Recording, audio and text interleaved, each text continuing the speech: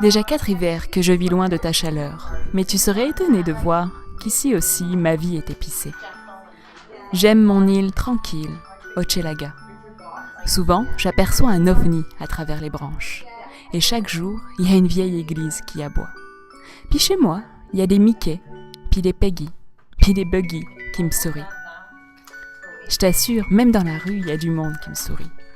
Moi, je souris encore et toujours quand je rencontre un écureuil. Et quand je rentre le soir, bercée par une chaude lumière, je me mets à popoter tes bons petits plats. Et je ne suis pas la seule à aimer ça. Bon, d'accord, je sais que t'aimes pas ça, le froid. Mais rien ne vaut une balade en forêt. Amoureuse et heureuse, les merveilles qui surprennent. C'est un peu ma ville à moi, mon petit bout de luxe, calme et volupté. My Montreal, our values. My name is Dominika. I am Polish and I live in Montreal. I am 34 years old.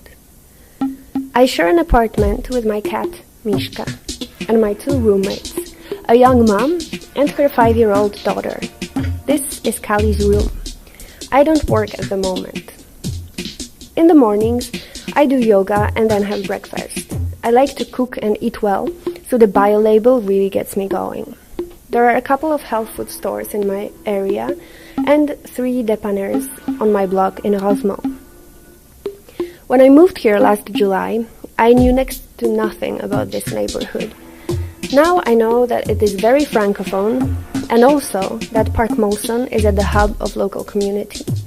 In wintertime, it changes into a lovely ice rink. I love living in Rosemont. The only downside is how far it is from the city center. An ugly and absurd graffiti appeared recently on the freshly painted walls of Métro Beaubien. Québec aux Québécois. A couple days later, someone crossed it out and wrote Ensemble contre la discrimination.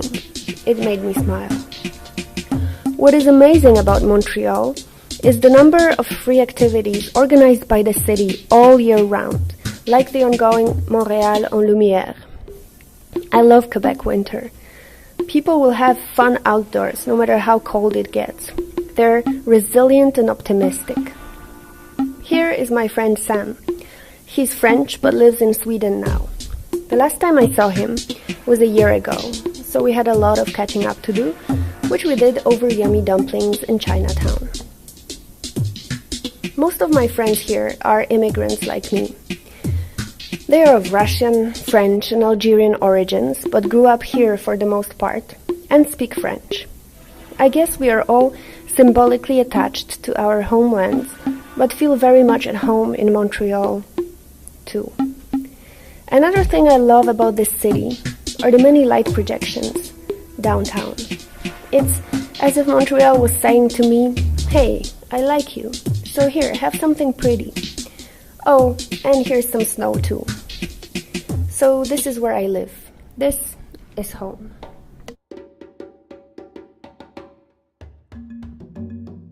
Well, being a man in Montreal is, we're actually quite lucky because we have a big community, a big gay community.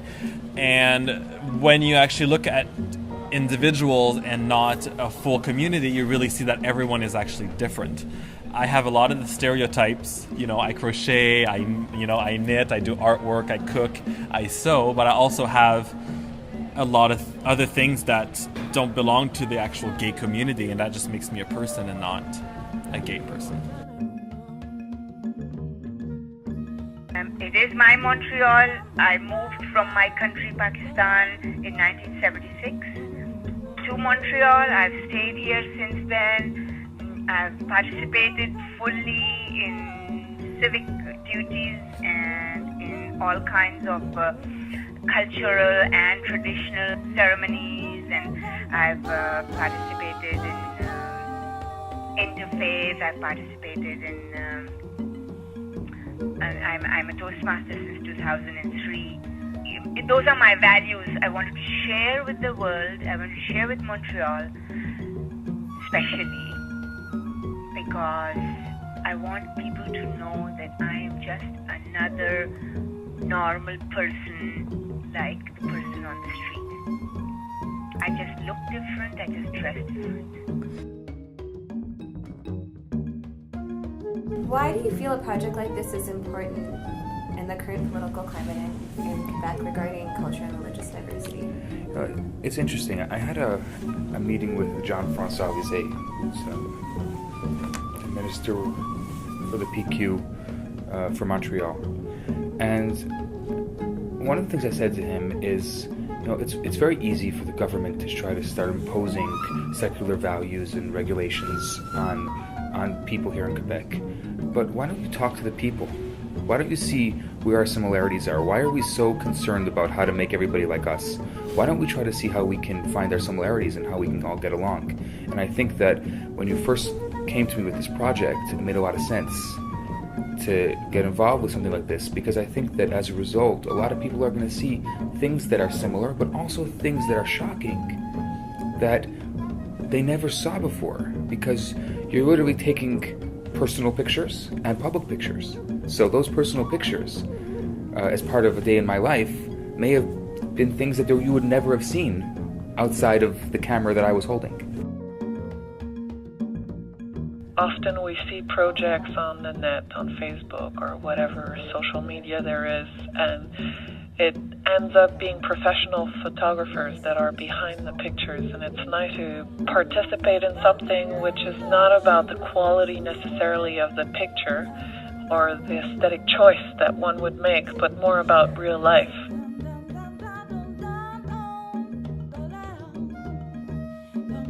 Lately, a lot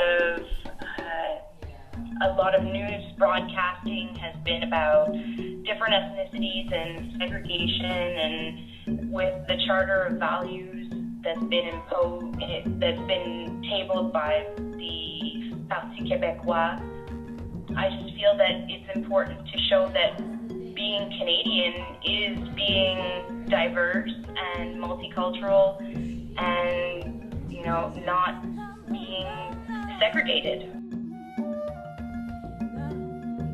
J'habite depuis plusieurs années dans le même quartier. En arrivant à Montréal, je croyais rencontrer plein de gens d'origines variées. Mais j'ai été déçue de l'homogénéité du plateau. Je fais donc des découvertes à travers les médias sociaux, l'art, la littérature, les voyages. Curieusement, je visite le monde surtout à partir de chez moi.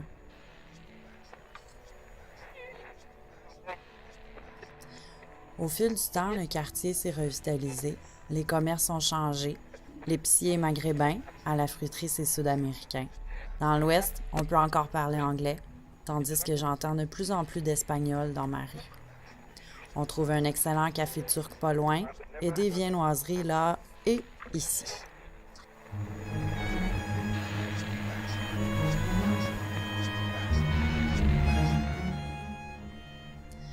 Montréal est un tout éclectique, un ramassis de quartiers où tant de gens contribuent à en faire une offre culturelle sans pareil. Mon Montréal, nos valeurs, c'est toute la richesse de son urbanité.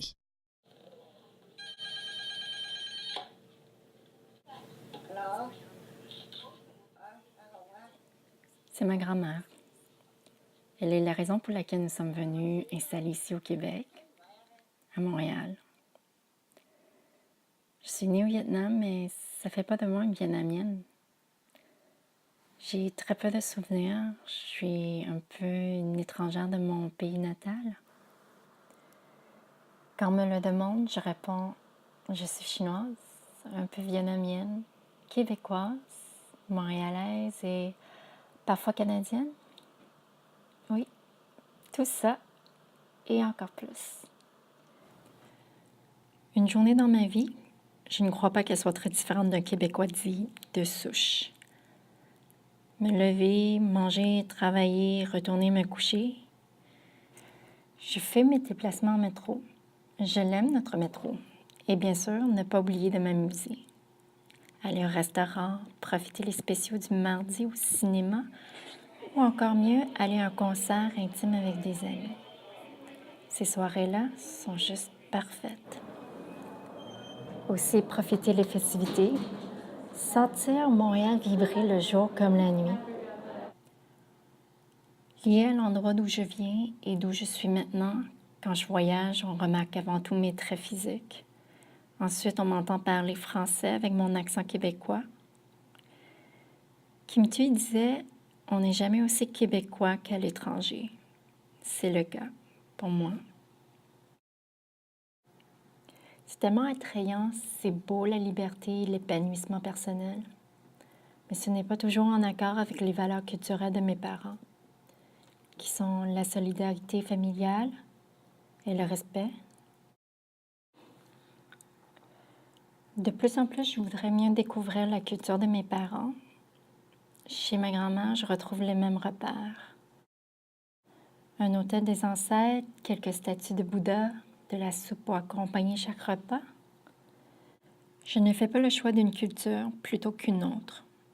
Je préfère m'approprier de certaines valeurs et peut-être en délaisser d'autres et en faire quelque chose qui me convient, qui me ressemble. Déjà, j'ai la chance d'habiter dans une ville qui me permet de vivre pleinement l'expérience de la diversité culturelle. C'est Montréal.